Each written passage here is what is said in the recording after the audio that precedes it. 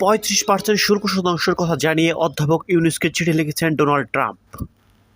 বাংলাদেশের প্রধান রপ্তানির পণ্য তৈরি পোশাকের অন্যতম বাজার যুক্তরাষ্ট্র গত এপ্রিলে এদেশের পণ্যের উপর 37% শুল্ক আরোপ করেছিল। তখন আগ্রা সেই শুল্ক হার কার্যকরের আগে সময় দেওয়ার জন্য যুক্তরাষ্ট্রের প্রেসিডেন্ট ডোনাল্ড ট্রাম্পকে চিঠি লিখেছিলেন অন্তর্বর্তী সরকারের প্রধান উপদেষ্টা ডক্টর মোহাম্মদ ইউনূস। এরপর বাড়তি শুল্ক কার্যকরের 3 মাস সময় নিয়েছিলেন ট্রাম্প।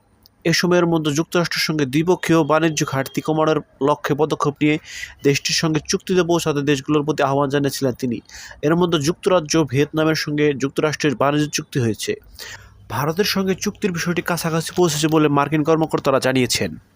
ট্রাম্পের এই 3 মাসের সময়সীমা শেষ হওয়ার আগ মুহূর্তে গতকাল সোমবার আরও বাড়িয়ে আগামী 1 আগস্ট পর্যন্ত করেছেন তিনি। একই সঙ্গে 14টি দেশের সরকার প্রধানের কাছে তিনি একটি চিঠি পাঠিয়েছেন। তাদের যুক্তরাষ্ট্রের সঙ্গে বাণিজ্য ঘাটতি নিরসনের বিশেষ সমাধানে না এলে 1 আগস্ট থেকে যুক্তরাষ্ট্রের পণ্য রপ্তানিতে বর্ধিত হারে শুরু হবে বলে সতর্ক করে দিয়েছেন ডোনাল্ড ট্রাম্প। একটি চিঠি তিনি পাঠিয়েছেন বাংলাদেশ অন্তর্বর্তী সরকারের প্রধান উপদেষ্টা অধ্যাপক মোহাম্মদ ইউনূসকে। চিঠিগুলো নিজের সামাজিক যোগাযোগ মাধ্যমে ট্রুথ সোশ্যাল প্রকাশ করেছেন ট্রাম্প। প্রধান উপদেষ্টাকে তিনি ট্রাম্পের চিঠিটি হুবহু বাংলায় অনুবাদ তুলে ধরা হলো। দি হোয়াইট হাউস, ওয়াশিংটন, জুলাই 7, 2025।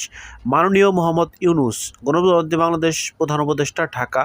প্রিয় জনাব ইউনূস, আপনাকে এই চিঠি পাঠানো আমার জন্য অনেক সম্মানের, যাতে আমাদের বাণিজ্যিক সম্পর্কের দৃঢ়তা ও অঙ্গীকার প্রতিফলন রয়েছে। প্রকৃত ঘটনা হচ্ছে যে যুক্তরাষ্ট্র বাংলাদেশ সরকারের সঙ্গে কার্যক্রম চালিয়ে যেতে সম্মত হয়েছে।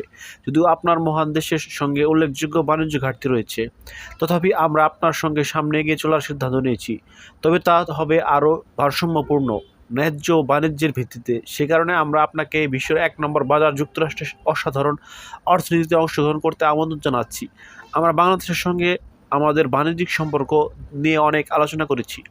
এই সিদ্ধান্ত পৌঁছেছে যে বাংলাদেশ শুল্ক, অশুল্ক নীতিসহ বাণিজ্যিক প্রতিবন্ধকতার কারণে যে দীর্ঘমেয়াদী স্থায়ী ও বাণিজ্য ঘাটতি তৈরি হয়েছে তা থেকে আমাদের অবশ্যই সরে আসতে হবে।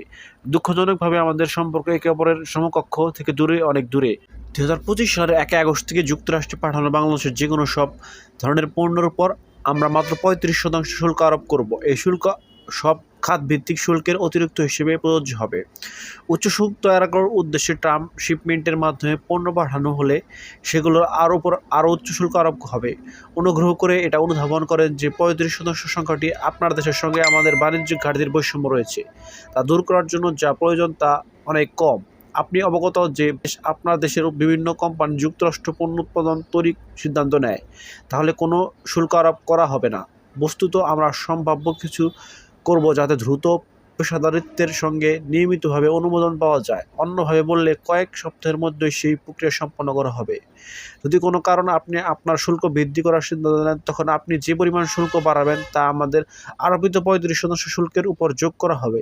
অনুগ্রহ করে এটা উপলব্ধি করুন যে যুক্তরাষ্ট্রের সঙ্গে বাণিজ্য ঘাটতি যেটা স্থায়ী হওয়ার নয়, সেটা তৈরির পেছনে ভূমিকা রাখা বাংলাদেশের অনেক বছরের শুল্ক ও অশুল্ক নীতিসমূহ বাণিজ্যিক বাধা সংশোধন করার লক্ষ্যে এসব শুল্ক আরোপ করা হয়েছে। এই ঘাটতি আমাদের অর্থনীতির জন্য একটি গুরুত্বপূর্ণ হুমকি ও সত্যিকার অর্থে আমাদের জাতীয় নিরাপত্তার জন্য বড় হুমকি। আপনার বাণিজ্যিক অংশীদার হিসেবে আমরা আগামী বছরগুলোতে আপনার সঙ্গে একসঙ্গে কাজ করতে চাই।